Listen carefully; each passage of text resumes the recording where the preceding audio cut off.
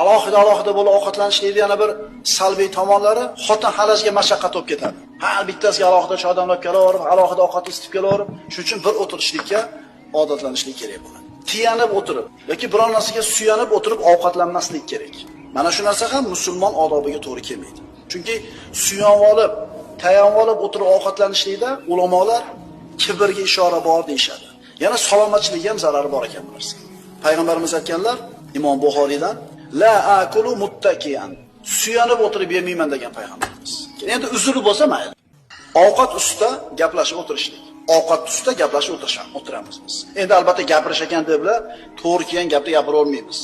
Foydali gapni gapirishimiz kerak bo'ladi. Chunki payg'ambarimiz sollallohu alayhi vasallam ovqatlanib o'tirganlarida sahobalar bilan gapiradi. Endi agar jim o'tirib ovqatlanish bo'lsa-chi, hamma jim, taqir-tuqur yeyapti. Xuddi kim birinchi yeb bo'lishlikda musobaqa o'ynaganga o'xshaydi. Bundan tashqari, alohida o'tirib ovqatlanishlik birodarlar uydagi barakani ketishiga sabab bo'ladi. Masalan, bir tovoqning ustida odamlar qancha ko'p jamlansa, Alloh taoloning barakati shuncha ko'p yog'adi. Alloh shuncha rozi bo'ladi.